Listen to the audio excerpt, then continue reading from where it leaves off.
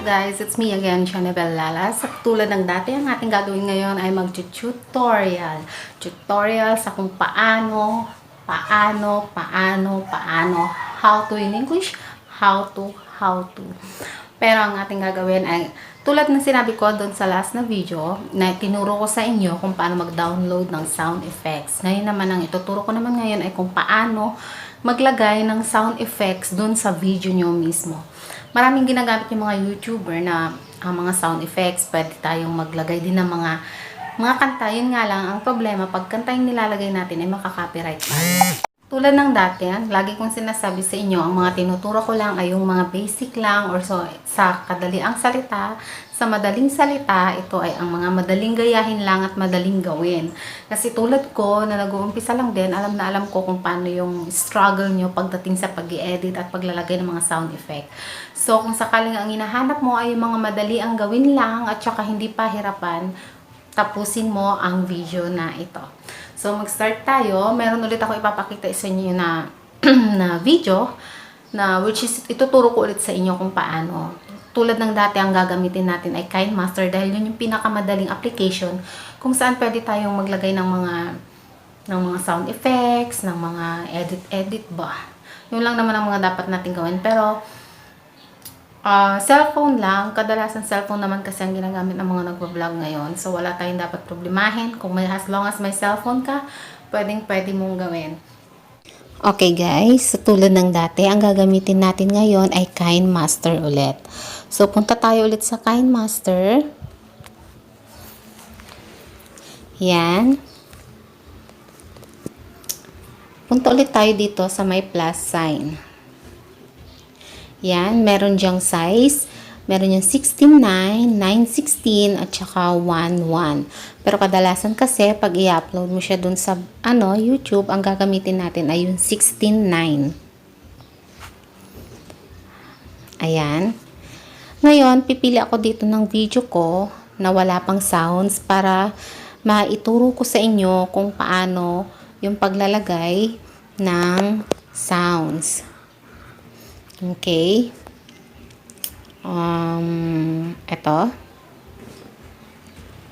Ito siguro. Hindi ko alam kung anong to, pero tingin ko isa ito sa mga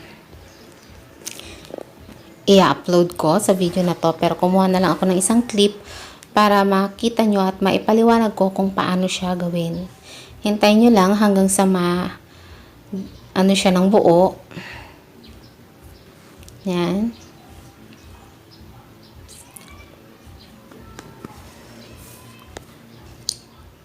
Sa totoo lang, pag KineMaster kasi yung gamit nyo, ang dali lang, madaling mag-edit, madaling nyo siyang matutunan. At saka sa mga nakikita ko din kasi, pag nagsisearch din ako sa YouTube, halos karamihan sa mga nag-vlog, KineMaster yung ginagamit nilang application. Yan.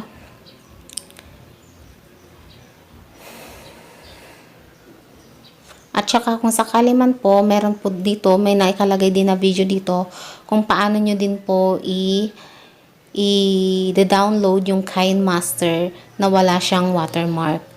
I-check nyo lang po yung aking account. Makikita nyo po doon yung how to download KineMaster. How to remove the watermark.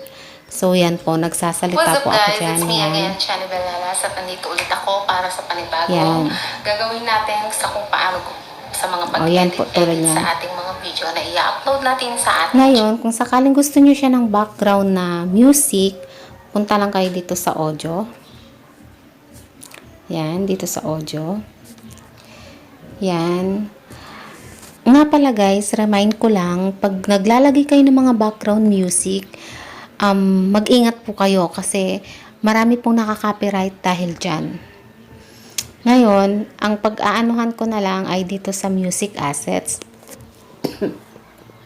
Yan. Merong nakalagay dyan yung cartoon, ganyan. Sige, yan na lang ilalagay kong idadagdag. Yan. Yan. Para hindi masyadong mahaba yung aking magka-cut na lang ako dito.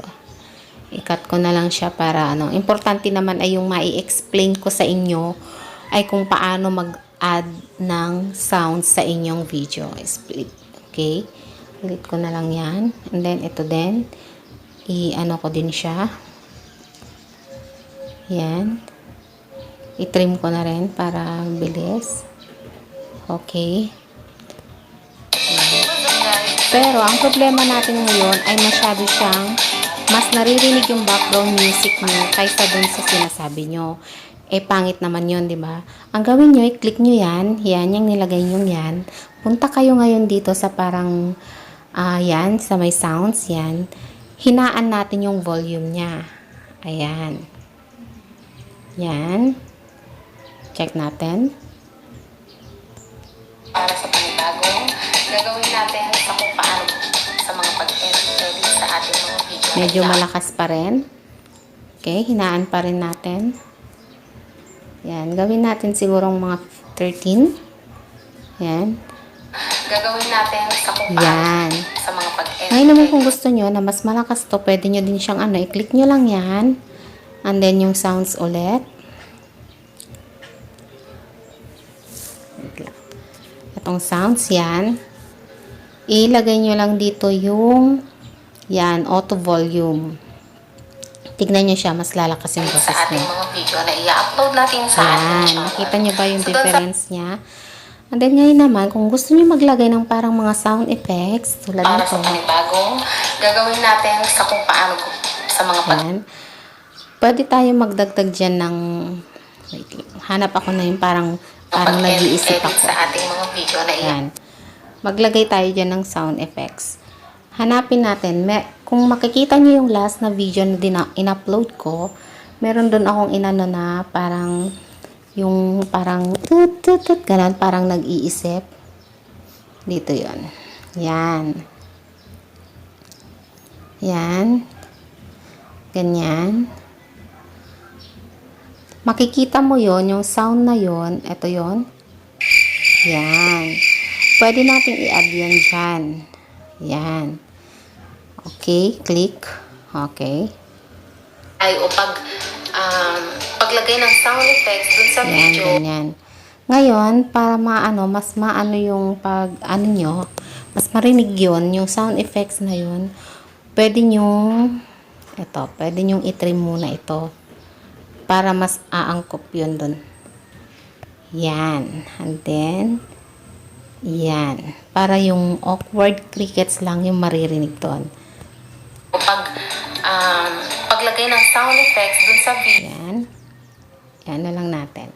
Isasakto lang natin siya dun sa nag-iisip ako para naman mas ano siya.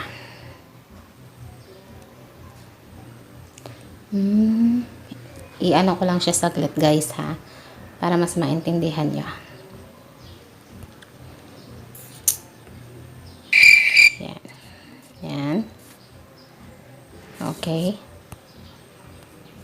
Play ulit. Yan yung paglagay o paglagay ng sound Yun. effects dun Pwede nyo siyang ganyan. Dahil nakapag-isip na ako doon sa ano. Yan. o paglagay ng sound Yun. effects dun sa video na gagawin nyo. That's it guys. I hope nagustuhan nyo ulit at may natutunan ulit kayo sa aking video na aking dinownload ulit ngayon. Sana ay nakatulong ako dahil yun lang naman yung purpose ko kung bakit ako gumagawa din ng video para mag-enjoy at para ma-share din yung mga napapanood ko at mga nalalaman ko. Hindi naman natin kailangan ng maraming, kumbaga hindi natin kailangan ng mga laptop, hindi natin kailangan ng kung ano-ano ba. As long as may cellphone ka, makaka-create ka ng channel mo, makakagawa ka ng mga sound effects, makakagawa ka ng video mo.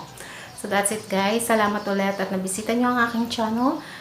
Don't forget to subscribe, like, and click the notification bell para sa mga susunod na video. Thank you and God